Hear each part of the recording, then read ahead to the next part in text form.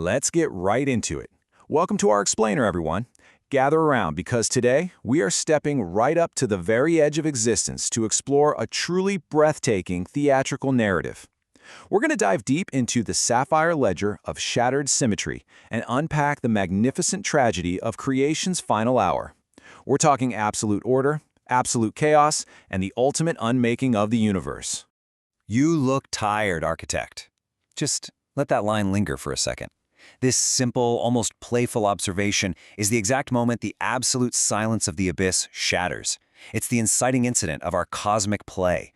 Imagine a voice like glass breaking inside a music box, suddenly interrupting an eternity of exhausting, perfect silence.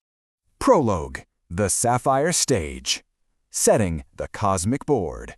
Now we have to set the scene, and our theater isn't built of wood and nails. The Ledger of Chaos isn't a place of soil or sky at all. It's a massive, sheer shelf of cold sapphire stone cutting directly through a completely starless void. We are literally at the bleeding edge of the cosmos here. Just picture the profound visual isolation of it all. Nothing but sheer, blue stone hanging in endless emptiness. And the futility of this place is just staggering. The grand rules of dead worlds, the literal laws of physics, are written on this sheer face in nothing but frost. And worse, they're constantly being scraped away by the cosmic wind. It is a precipice overlooking absolute nothingness, just waiting for the final curtain call. Act 1. The Fading Architect, the great star of the evening. Enter our tragic protagonist. The great star of the evening is the final bastion of cosmic architecture. He's this entity of blinding, entirely static geometry, built for one thing: absolute equilibrium. He casts this incredibly harsh, cold diamond light across the deep blue stone. Really hold on to that visual, that cold, rigid diamond light, because we're about to contrast it heavily with his antagonist.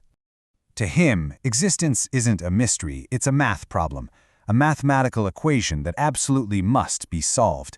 Look at the immense burden of his eternal tasks, achieving total equilibrium, measuring the exact orbits of dying worlds, calculating the precise density of the dark. For eons, this unbending, obsessive logic has been his entire purpose. But, even the absolute brightest geometry is going to crack under the weight of forever.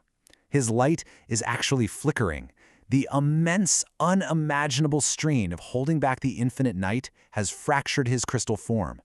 The magnificent cage he spent eternity building, it's finally beginning to fail him. He is utterly exhausted. Act 2. A mocking entrance. Enter the Sapphire Jester.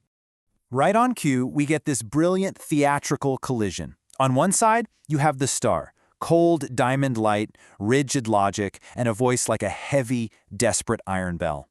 And on the other, the jester, clothed in flowing tatters of midnight silk, embodying chaotic freedom, speaking with that music box-shattering glass voice, all while hiding behind a frozen porcelain mask. It's heavy iron versus shattering glass, diamond versus midnight silk. The jester steps out from the shifting fog of the blue void, pirouetting onto the precipice entirely without weight. His boots leave absolutely zero prints on that precious sapphire floor, and that pristine porcelain mask is locked in this wide, frozen grin, a direct, mocking mirror to the absurdity of the star's fading, serious light. His very existence is an insult to the absolute silence of the abyss. Act 3, the Obsidian Offer, the final debate.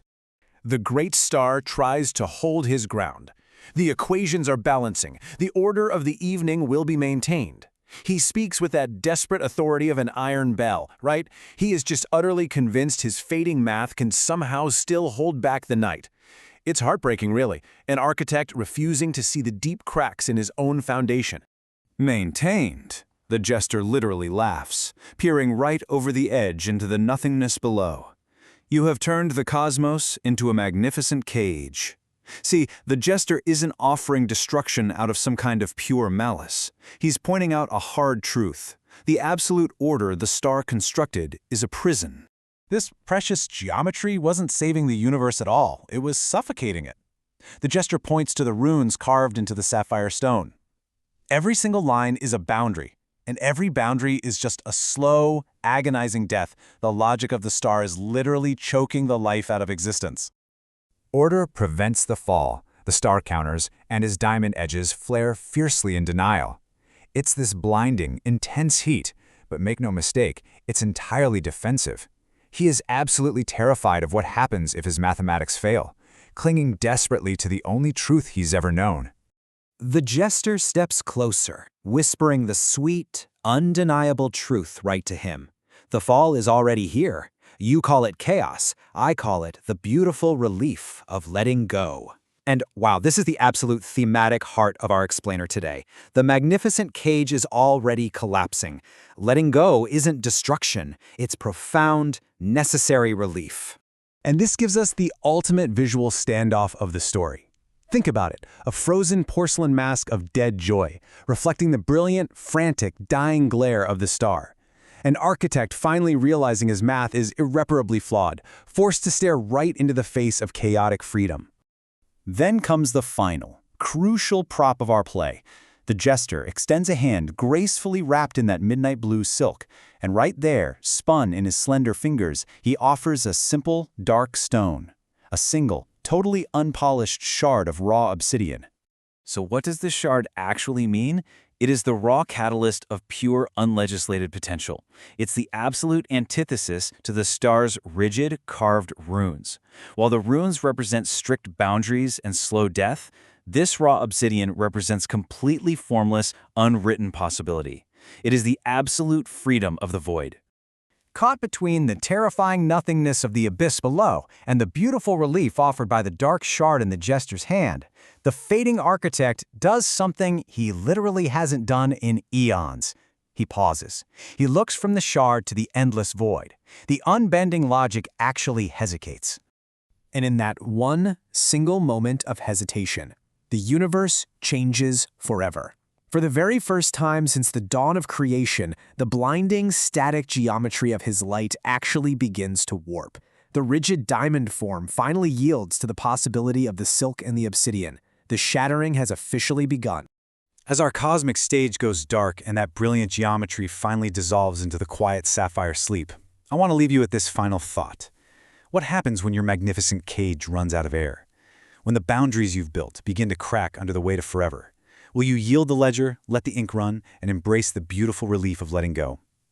Thank you so much for exploring this incredible narrative with me today. Keep asking those big questions and never be afraid of the unknown.